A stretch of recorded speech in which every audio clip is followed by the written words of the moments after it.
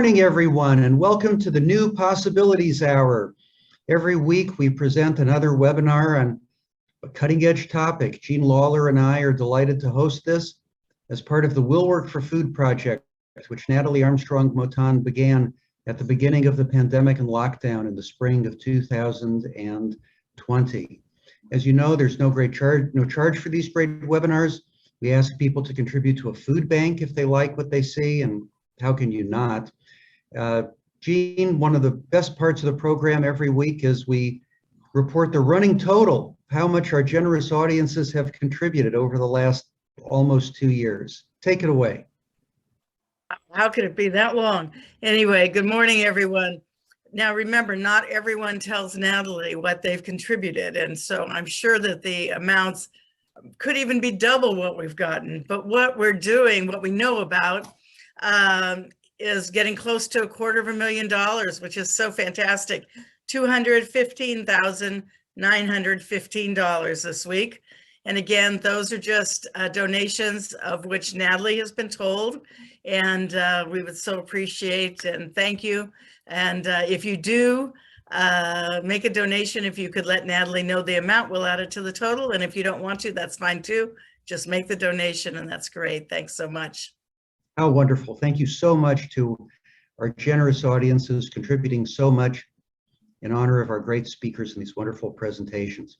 So it's great that people are here this morning. I suppose while you're waiting for all your Christmas gifts to be delivered because they're stacked up in the harbor, what better topic to discuss than disruptions in the supply chain and what kinds of conflicts we as lawyers, mediators, and arbitrators might see and how we might go about resolving those conflicts. We have a truly expert speaker to address us this morning, Sarah Rathke of Squire Patton Boggs. Sarah is a trial lawyer specializing in manufacturing litigation, particularly complex supply chain disputes. She has argued and tried cases on behalf of manufacturers in fora throughout the United States. Her clients include foreign, domestic, and multinational manufacturing entities. Her skills include a deep understanding of the process of bringing highly engineered products to market and conveying that understanding to judges, juries, and as of today, mediators and arbitrators. Sarah has litigated supply chain disputes involving automotive, aerospace, food, medical, construction, and office products. She's also litigated trade secret disputes involving manufactured products and cases involving the purchase and sale of manufacturing entities. Sarah, we're so happy that you're with us. Please tell us a little bit about Food Bank in Cleveland, where you live, to which you'd like people to direct contributions if they're in a position to do so. And then we're very excited to hear about supply chains. My friend, the floor is yours. Terrific. So I'm going to first talk a little bit about Cleveland, because probably not many people know that much about Cleveland, but according to the last US Census, Cleveland has the highest poverty rate among any large US city at 30.8%. And it is also dead last among large cities in child poverty, with 46% of children living in poverty. So for that reason, coming to the rescue is often the Greater Cleveland Food Bank. In 2020, the Greater Cleveland Food Bank served more than 400,000 individuals and families and distributed 56 million pounds of food. And because of the pandemic, that included 76,000 new households that never needed assistance before the pandemic. And during the Greater Cleveland Food Bank's Hunger Free Holiday campaign going on now, financial donations go further because there's a match in which $1 to the Cleveland Food Bank provides $10 worth of food. So I hope you consider doing that. Let me share my screen and we could talk about supply chain issues. So hold on one second. Oh, I am not able to share my screen. Can somebody facilitate that? Go ahead, it's available now.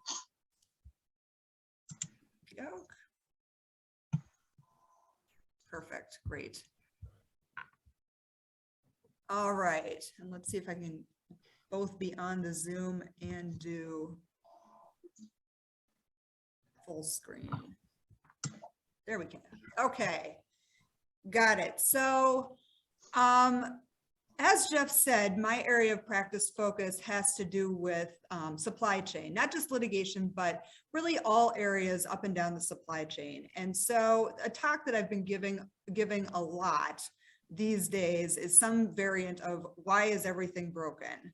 Now, remember when you had never really heard much about the supply chain and it's sort of an operation that hummed seamlessly in the background? Welcome to 2021, where the question of our age just might be, where is my patio furniture that I ordered?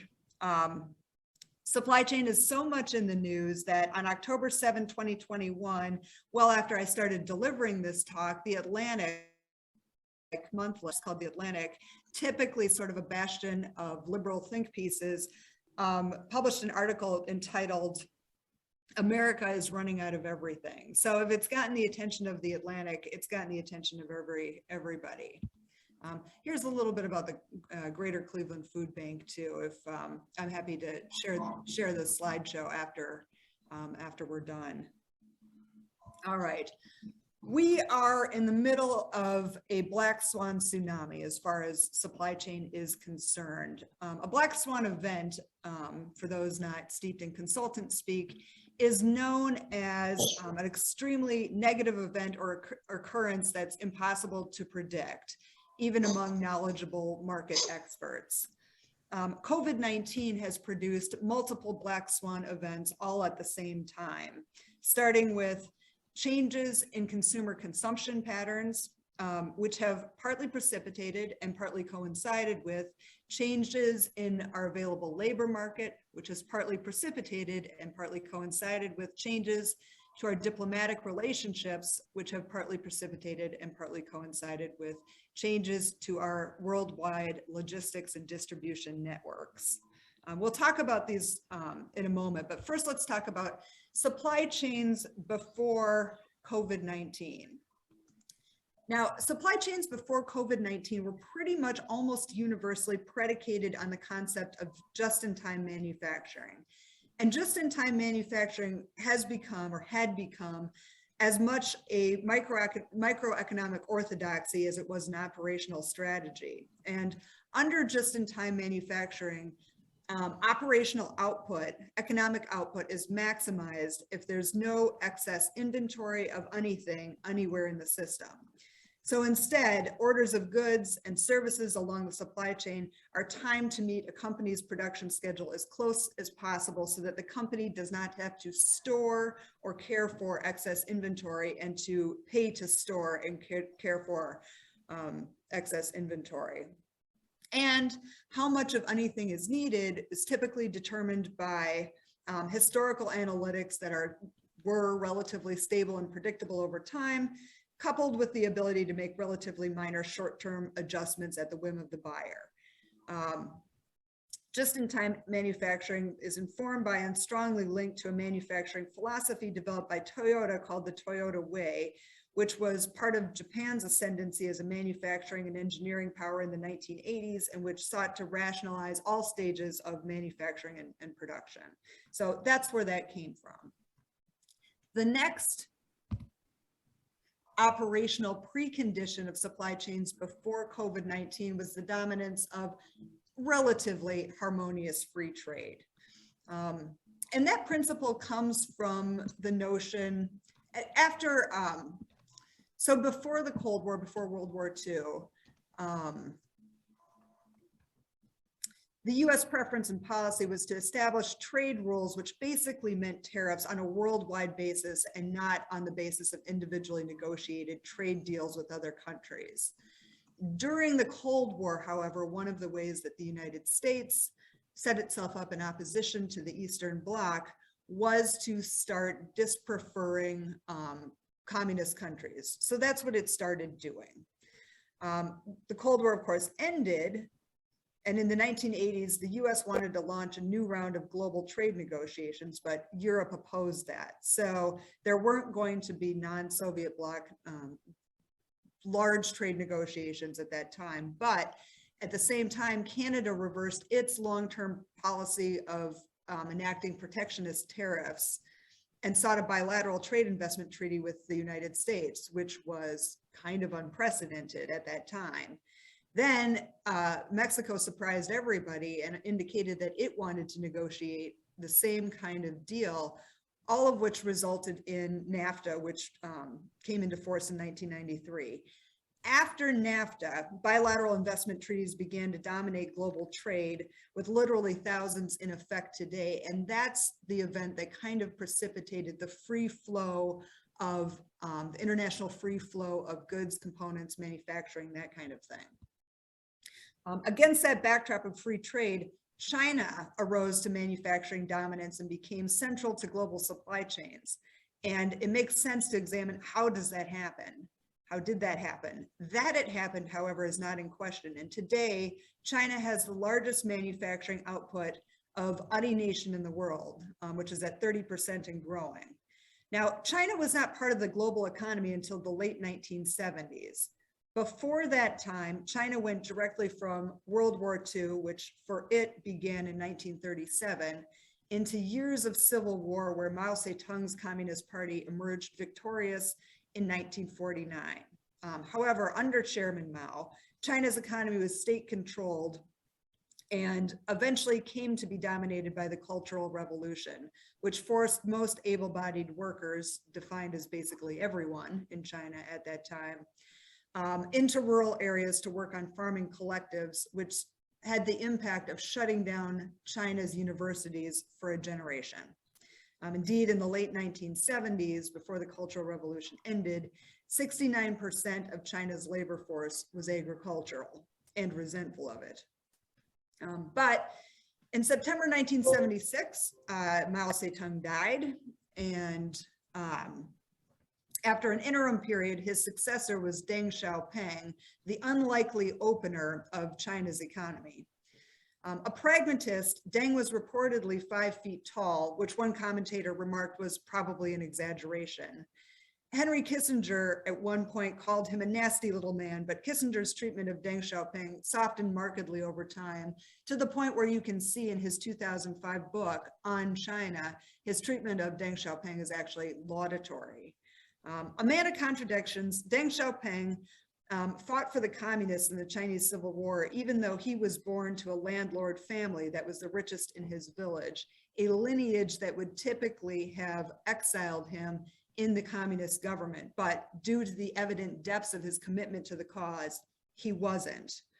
In fact, he probably spent less time in exile than any Chinese communist leader who tended to cycle in and out of exile depending on Chairman Mao's whims. He was 74 when he came into power, and he was presumably just a placeholder for Mao, but actually held on to power until 1992, which was 14 years. So he was the one that began to open the economy. So in the 1980s, there was nascent economic development, but what direction the Chinese economy would grow was still very politically contested. By the end of the decade, though, 50% of enterprises were state-owned and 50% were privately owned. Now, in the 1990s, during the period that's called China's first industrial revolution, China became the world's largest producer and exporter of textiles, furniture, and toys, relatively low difficulty manufactured items. During this decade, China's exports to the US increased 7 times, but were mostly these very simple goods. In 1990, US trade with China was half of its trade with Taiwan. By the end of the decade in 1999, US trade with China was 4 times Taiwan's, leading into the early 2000s, the second Chinese industrial revolution. Now, during this period, China made the conscious decision to become the manufacturing workhorse for the world and to welcome even more foreign investment into its manufacturing sector, specifically for more complex products going into tech. Law and regulatory enforcement of manufacturers in China was very lax at that time. There was very little regulation, And it was always possible to renegotiate taxes with the local authorities. Matter of fact, the joke at the time in China was to say that you sent your secretary to go renegotiate your tax bill, but it was also in some instances literally true. China during this time gained expertise in manufacturing for Westerners and began to also at the same time engage in behaviors that we didn't like, such as helping themselves to our company's intellectual property. And opening China's economy up in that way was a very conscious choice, because China's government determined around that time that in order to steadily work towards its stated goal of moderate prosperity, it needed to add 24 million jobs to the economy each year, a Herculean task. Now, in 2001, these efforts culminate with China joining the WTO, the World Trade Organization. And because of China's economic statistics, it was allowed to join as a developing nation, which gave it very specific and special benefits that were not available to quote unquote developed nations, including restricting imports, imposing higher tariffs, and providing export subsidies. And this had the impact of further opening China to further investment and expanding China's ability to influence global trade policy. Now, here's some maps that are kind of interesting. In 2000, this map depicts the countries in blue are countries that had a greater trade relationship with the United States relative to China. The orange ones show the countries that have a greater trade relationship with China relative to the United States. So this is 2000. This is 2020. You can see the difference and how China's growth accelerated so much as between those two times. All right. Now, the rise of China as a manufacturing power has been facilitated by a number of factors. First, as I mentioned, there was a national resolve that's enforceable to attain manufacturing excellence. In China's system of governance being non-democratic, it's much easier to kind of steer that ocean liner than it is in democratic countries. Relatedly, China has the ability to impose its national resolve on its citizens. There's cultural appetite and tolerance of that there. China, with its 3.3 billion people, 1.4 billion people, has the population resources to get things done. And as I mentioned, it has an internal need to add millions of jobs per year to keep its population economically afloat. So now there's COVID-19, which has given rise to what I like to call the new mayhem. I will give you a chance to absorb some of the entries on this slide, but it's against the backdrop that COVID-19 hit, ushering in the Black Swan tsunami. And here are some of the consequences to this mayhem. Each one of them undoubtedly hits home for somebody, from inflation to power rationing in China to the fact that they are now rationing alcohol in Pennsylvania.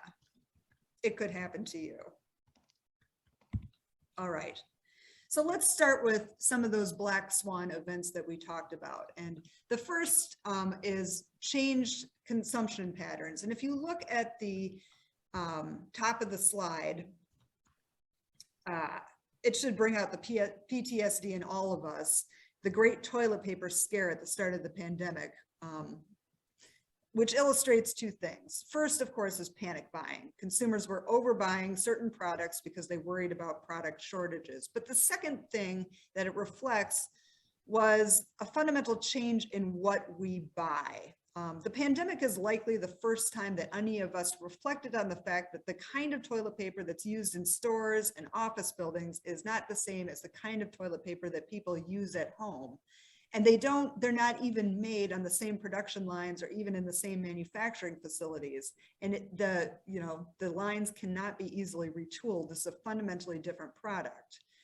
Similarly, food consumption at home is a lot different from food consumption in restaurants. And Also, when you're at home, your priorities change. So after a few months of staring at your old kitchen, behold the boom in home construction products and home furnishings during COVID-19. And this has created a major bullwhip effect for some products. For example, in the lumber market. Near the beginning of the pandemic, builders faced shortages, so they panic bought. This drove prices up, which caused lumber manufacturers to increase production, but then when it evened out and due to construction firms over purchasing, demand for lumber went way down, and so did the prices, and it's just been all over the place. The bottom of the slide reflects the fact that because of COVID, consumers also started purchasing a lot more goods on the internet with delivery straight to their homes. And that was a fundamental change in the last mile of the supply chain. When consumers went to stores more often, the last mile was handled by consumers, and they, though nobody really reflected on it that way, they bore the cost of that last mile of delivery. Therefore, the way that sellers set up their distribution networks, it would be that sellers would make products in their manufacturing plants, ship to a small number of large distribution centers around the country, and ship from there to stores. It's very simple. With consumers buying on the internet for home delivery more often, however, stores became less useful, and consumers expected product manufacturers to take care of that last mile of delivery and change to product prices. So this required a more small scale distribution centers and more of them, and more truck delivery, all a fundamentally different operation. So the next Black Swan event was changes in available labor. So when COVID-19 hit, we were already midstream through the process of baby boomers retiring from the workforce. We were also nearing the end of the United States economic transition to a largely service-based economy. And meanwhile, when the pandemic hit, we had a situation where schools and childcare was suddenly not reliably available, making it very difficult for parents in particular, and especially mothers, to work. Indeed, today, women's participation in the workforce, those rates in the United States are as low as they've been since the early 1980s.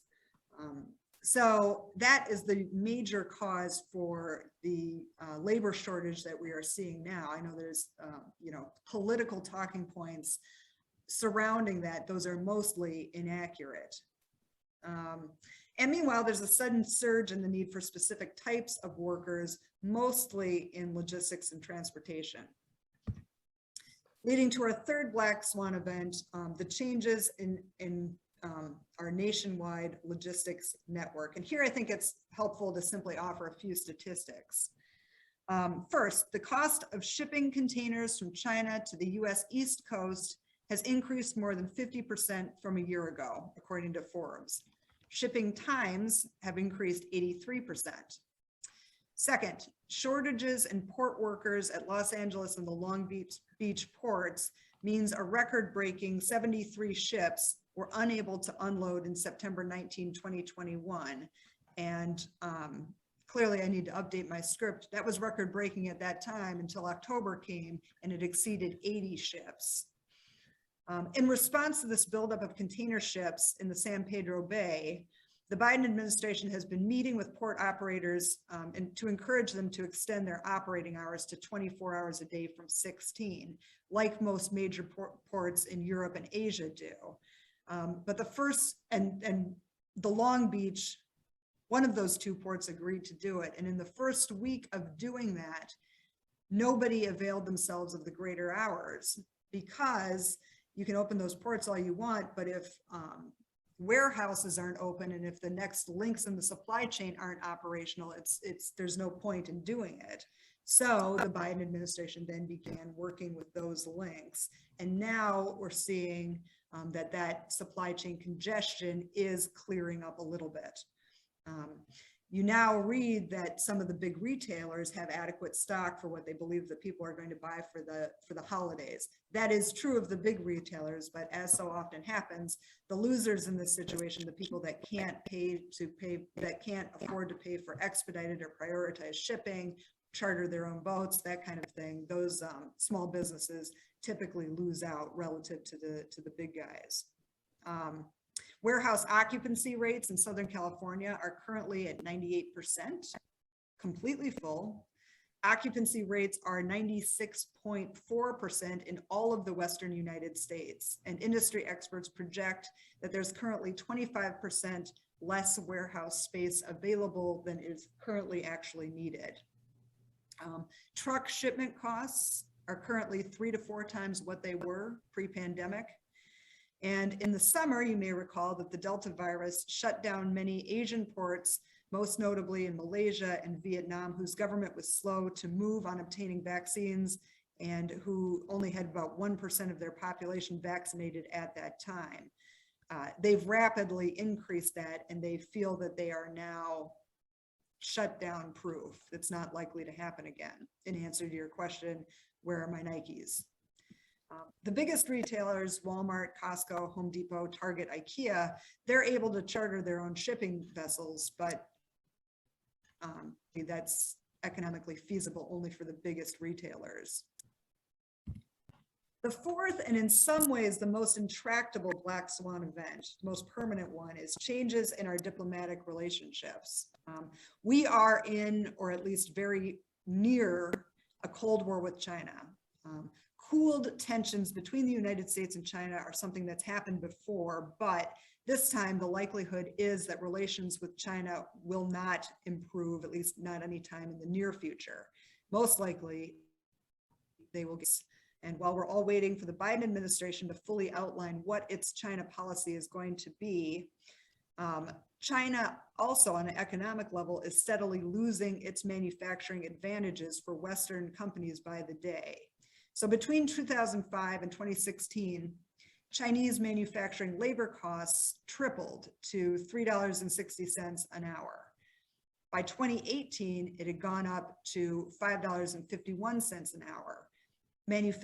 Mexico's manufacturing labor costs, meanwhile, were at $4.45 an hour, with considerably less logistics needed to obtain goods from Mexico. Meanwhile, the Biden administration has signaled that it intends to continue to take a hard line with China, including the fact that the Trump administration tariffs are not going away anytime real soon.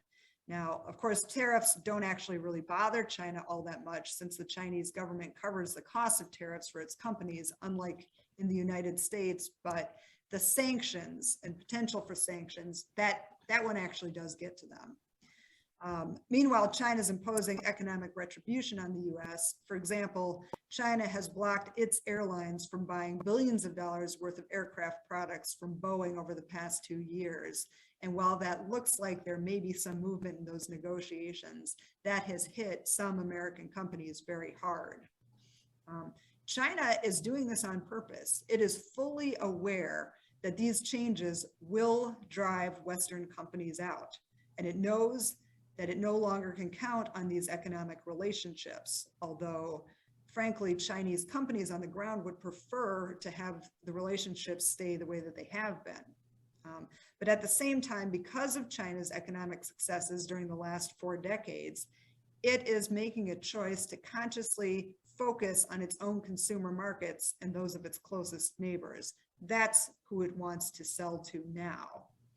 However, as many Western companies know, it can be very difficult to move manufacturing operations out of China. First, it's required to pay workers the duration of their contracts, which is typically 1 or 2 years. There really isn't at-will employment in manufacturing in China. China has a law that indicates that typically production equipment and other infrastructure, factory infrastructure, cannot leave China. And factory operators have stolen or will steal as much IP as they possibly can. Meanwhile, for companies leaving China and going to other Asian manufacturers such as Vietnam, Malaysia, it's been reported that they should expect dramatically increased product defect rates. With Vietnam, at least in the beginning of the transition, this was reported sometimes as high as 40% of production will be defective. So what are the new alternatives to China. People actually are, I mean, we've been talking about reshoring, resourcing for probably a decade. Statistically, there actually hadn't been that much movement on that until recently. So what are the alternatives to China? Now, whatever they are, it won't be like China. It won't, there's no more Canton Trade Fair. There is no more fully integrated manufacturing, logistics, government relations available. Everything that's going to happen with other countries is, at least for the near future, it's very DIY, do it yourself. Companies, therefore, seeking to do that are going to need to hire a lot more true international experts and have to attend much more frequently and much more consistently to their offshore manufacturing operations, which is not easy in a pandemic. Actually, let me start by saying Vietnam was hot at first, but after the port and production shutdowns of the last summer, something like 80% of companies that moved to their manufacturing to Vietnam from China, principally making low difficulty manufacturing items like textiles and shoes, have since left Vietnam. All right. So what are the hot alternatives?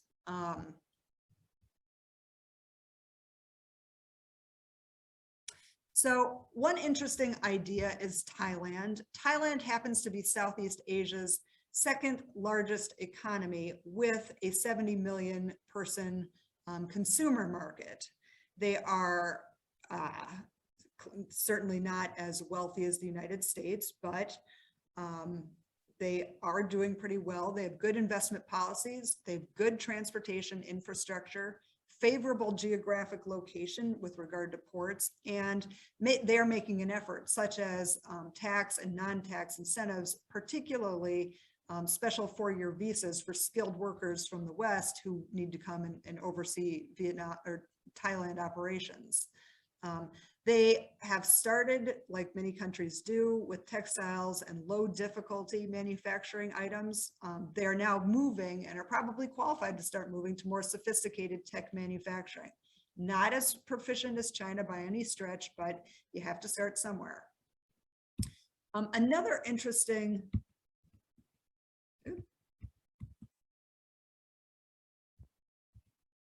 there we go.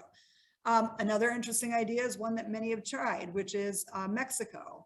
10 years ago, wages in Mexico were 600% higher than in China. And now they're only 30% higher by some estimations. Some people think that China's labor costs are higher now, but Mexico's worker productivity is demonstrably higher, and there seems to be consensus on that. An advantage of Mexico relative to China is that China engages in well-known acts of currency manipulation. You can predict what the US dollar will buy in Mexico. Mexico obviously is far closer to the United States, making those transportation costs go way down. And it also has more free trade agreements than almost any country in the world. And as many people know, the maquiladora system cuts through the regulatory and bureaucratic issues dealing with Mexico, because if you operate a maquiladora, then you essentially get tax-free status. Colombia is pretty interesting. And I include a map on that slide because Colombia is a sophisticated, well-educated country that has ports that lead to both the Atlantic and the Pacific. Also, it has an extremely educated and skilled workforce with proven aptitude in pharma and tech. It's the fastest growing large economy in Latin America, and it has a number of tax and investment incentives. They are also making a considerable effort to pair with certain US cities to drum up more interest in investment and manufacturing in Colombia. So if anybody on the call is from Phoenix, you may have seen a lot of references to Colombia, working with Colombian entities in the business community. The United States is already Colombia's top trading partner, in contrast with the other large economies in South America, such as Brazil, Chile, Argentina, and Peru. Their top trading partner, as we saw from that map, is China. So Colombia has every incentive to want to work cooperatively and increase relationship ties with the United States. All right, will things ever be normal again? The answer is probably not. It's not often that people at the precipice of what historians call an inflection point know contemporaneously that they are at the precipice of a historical inflection point, but I think right now we actually do. In terms of historical analogs, we may be able to liken this time to the beginning of World War II, when US war production led directly to many aspects that are now foundational to our way of life. And if anybody's read David Halberstam's terrific book called The 1950s or the 50s, some of the things that World War II gave rise to were, of course, mass war production created mass consumption. So that was obviously foundational. World War II also gave rise to the US interstate system, which was created originally for national defense, but now it's how we move goods around the country and has given rise to the notion of the family vacation and road trip. Interstate system also, through that way, gave birth to suburbs, the US auto industry, fast food restaurants, chain hotels, and the family vacation, as I mentioned. So who knows how everyday life will change as a result of our adjustment to today's supply chain and production challenges, but that it will change and perhaps give rise to black swan events of its own is certain. Keys to moving forward in the supply chain and towards building a more productive future are, first, to some degree, automation. Warehouses in the United States during the pandemic exploded very quickly and are still largely manpower driven, but they don't really have to be. It is very likely that automation will catch up to this industry and that will happen very quickly. The second key to moving forward is innovation, developing successful technologies to adapt to our new manufacturing ecosystem. One of the things that I hear a lot about is what's called digital twin technologies, where essentially you're playing war games with your supply chain. So you can it's predictive analytics, you enter into a scenario like we want more widgets, and the digital twin technology can build for you strategies for doing what you think you want to do and predicting what unintended consequences that may create. So you can plot out different possible futures with your supply chain. And that had not really been available before. Supply chain had been kind of the backwater of manufacturing operations. It's growing much more sophisticated. And the third key on this slide is end-to-end supply chain transparency. The best way to get closer to returning to just-in-time manufacturing is to increase visibility as to where available components, materials, and services are, but needs to be done in a secure way. And America's most important resource has always been the inventiveness of its people, and that will also drive moving into the future. All right. Shameless plug for a book I wrote with a gal who's on the West Coast named Rosemary Coates. It's called Legal Blacksmith, How to Avoid and Defend Supply Chain. I do not actually get any money from the sales of this book. My law firm does. And frankly, this group is small enough. If anybody wants this book, I've got 1,000 of them sitting around and I'll be happy to send them to you. I think that this book, the reason that I wrote it is principally to be helpful to others. And most supply chain disputes and difficulties are caused by a fundamental disconnect that tends to form between a business's operation side, its legal side, and its finance side, with the three not really understanding the impacts that each's decisions have on the other two. this book attempts to bridge the gap between that. And Rosemary, my co-author, she's an operational expert. I'm of course in the legal field. And so every chapter, pretty much every chapter, starts out with her writing an operational description of a common problem. And then me in the second half of each chapter discussing the legal implications of that operational reality. And so that's why we wrote that. Now I know we're a little bit before our time, so we do have time for questions, and I think I saw that there were some, so let me go through this. Sarah, thank you. That was really terrific. Let me start with a question. Sure. And that is, oftentimes when we mediate cases, we find that there are interesting issues behind the table, different constituencies within a client company, and we have to spend some time working on those as well. And you just alluded to that when you talked about different groups within companies, the sales organization, finance, and all the rest.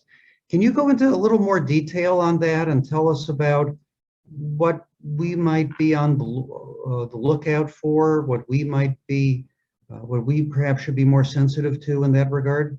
Yeah, sure. So oftentimes, and for this scenario, this is like, presume somebody is, a company is developing a sophisticated, very technologically complex product. The engineers working on that development will probably work with the people on the buyer side. So let's just say it's like an airplane component, an airplane engine component. The component engineers there'll be a contract between the parties executed by some guy 4 years out of law school and some other guy who's 7 years out of law school, without really a full understanding of what goes into the operation and engineering of that. So that contract will be executed, may or may not be shared with the actual engineers. It may or may not have enough flexibility to accommodate what the engineers need to do as they're developing this product. However, we'll have committed to a price ahead of time that may or may not accurately reflect all the R&D and development costs that go into that. That is a very common scenario. And then, if a part needs to be modified, if something needs to be changed, engineers will agree to do that without being aware of the legal impact of that. Is it a contract modification?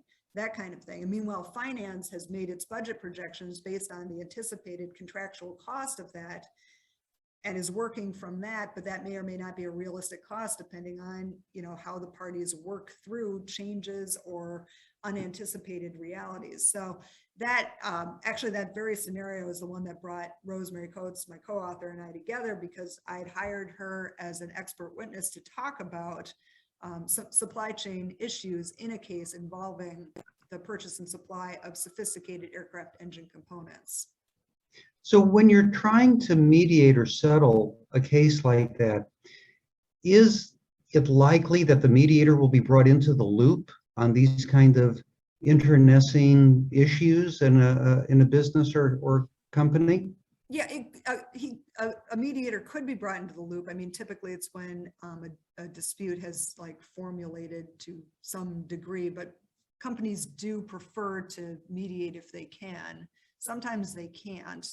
Sometimes, a lot of times it's frankly the fact that there is this disconnect in what the different constituencies within a company, finance, operations, legal, what they want, that makes it very difficult to, they can't even join issue internally. So joining issue with the other side can be very difficult. So, but yeah, mediation is very common in those disputes. And is this the kind of thing that the issues between finance and legal and the engineering department, is this the sort of thing that you would clue the mediator into this and say, listen, I really need some help. You have to be sensitive to these issues. What typically or commonly might happen? Yeah, I would. It actually took me a few disputes kind of like this for me to realize, this is what's driving this. This is why, and it's a common driver of disputes. So now I know better, and yes, I absolutely would clue my mediator into that. Help me communicate to these people on the ops side, help me communicate to these people on the finance side. And I also, a lot of times I think the same division is occurring on the other side. So actually by now I kind of know how to get like my own client on the same page, but often I'm communicating with the mediator, like, here's what I think is going on their side. Same thing that I frequently see, which is this. Absolutely. Yeah. Thank you. So how many people will be showing up at these mediations? Will you be bringing will you be bringing engineers and lawyers and accountants and everybody else?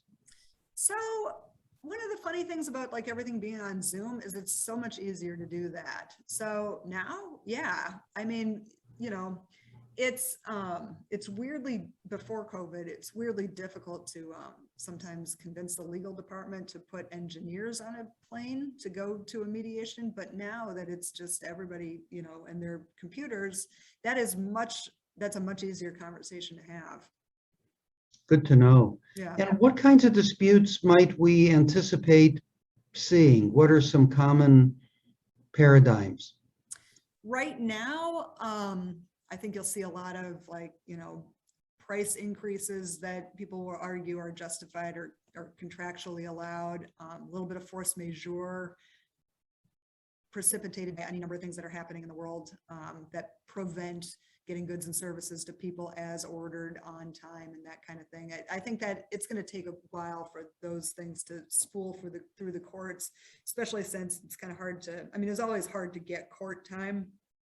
But of course, now that it's loosening up a little bit, the priority should be on criminal matters first, civil matters second. And in terms of settling these kinds of disputes over price increases, whether they're warranted or allowable, is it the general orientation of everybody gives something, everybody gets something, or do the players in these kinds of disputes tend to be more rigid? So I'm seeing flexibility coupled with resentment. I think, you know, buyers for decades have always had the upper hand in negotiations, and that's not really true right now because, like, at the end of the day, suppliers are more limited in the amount of products that they're making, and so it's just kind of like it's a what would you call it? Like it's a buyer's war, right? And so if you want your proportion of what is my scarce allocation, you're going to have to pay for it. Otherwise, maybe I claim force majeure. If I do, force majeure rules allow me to allocate however I think is reasonable. You'll never really win that. And maybe I'm wrong. Maybe it's not like a justified force majeure event, but do you really want to fight about it? Or do you want like your automotive components? You choose. Buyers also have a complexity that, like, even if something is absolutely clearly not a force majeure event under the contract or under the common law, whichever applies, or under the UCC, whatever applies, if you scratch a little bit under any particular dispute and the buyer wants to say your failure to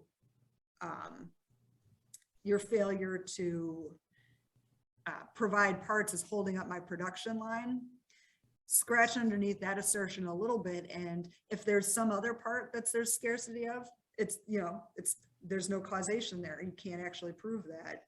One funny thing that I've seen in the automotive industry right now is car buyers have like been stymied in their ability to buy like very small parts, such as the semiconductors, but not exclusively related to that. So they avoided buying like just larger parts like roofs, hoods, that kind of thing. And so when they finally get a release of the small parts so that they can start going again, they like put a crash, like just, crash their component suppliers for the bigger parts that they didn't want to store.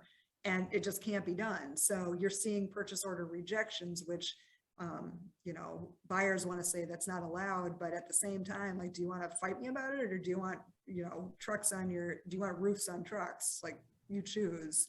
So that's kind of a common fact pattern I'm seeing a lot of right now. Are the disputes, Sarah, commonly between people with long-term ongoing relationships, or are they more people with spot contracts? And are the resolutions of these disputes different depending on the length and stability, if you will, of the relationships between buyers and sellers?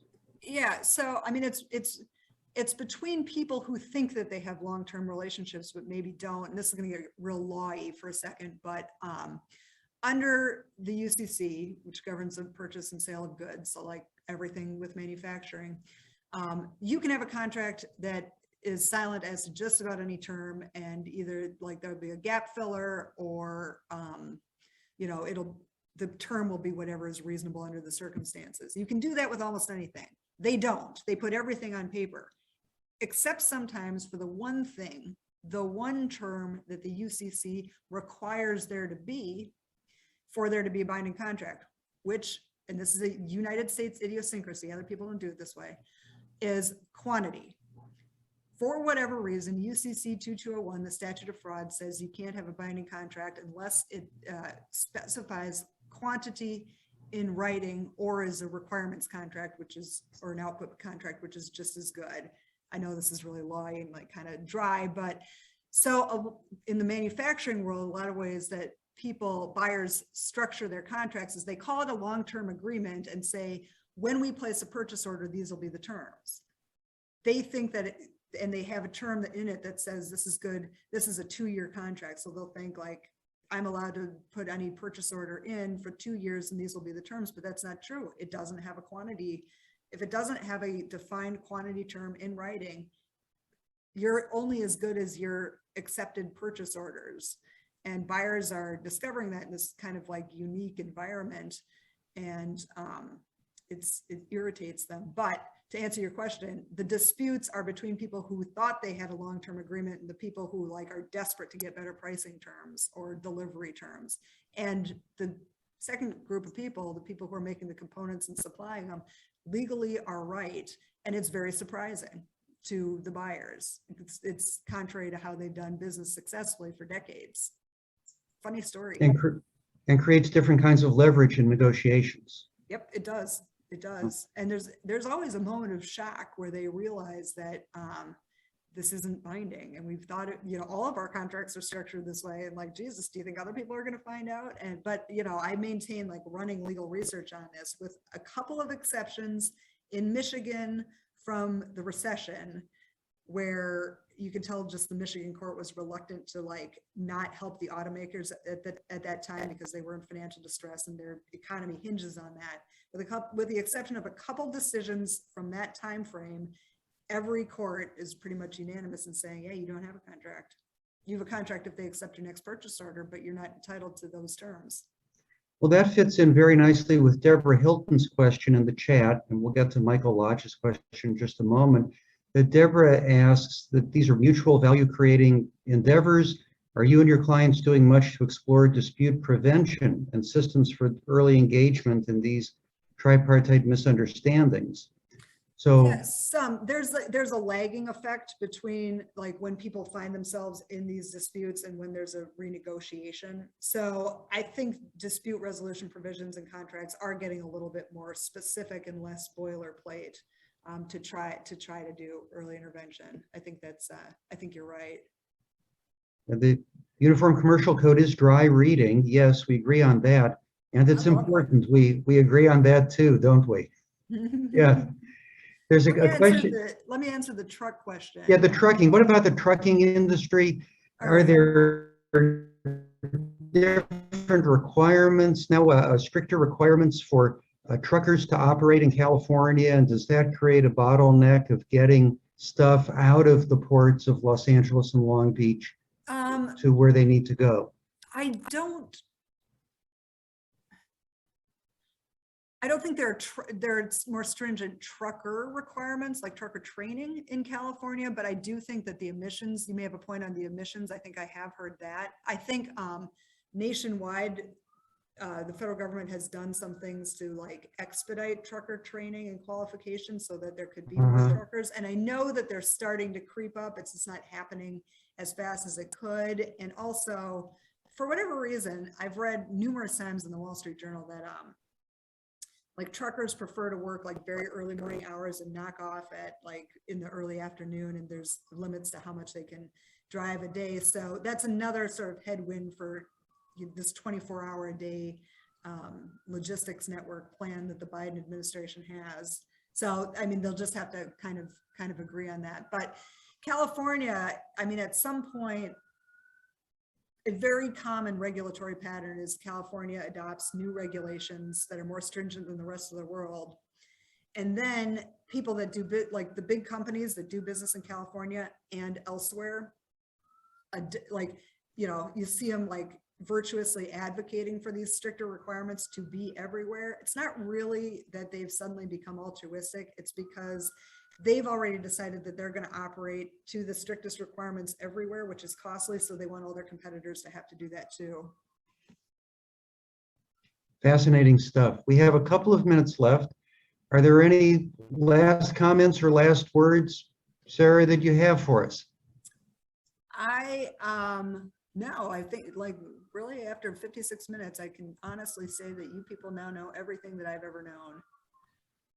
And now we just need to get out there and mediate and arbitrate. And for those on the line who are litigators, represent clients and get these disputes resolved so that the wheels of commerce can move forward.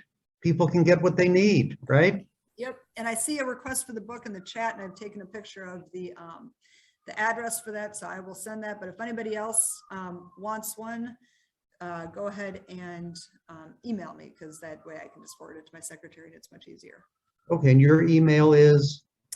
Very easy to find, but it's sarah.rathke at Squire, my law firm, SQUIRE. My law firm is Patent Bog, so squirepb.com. Fantastic.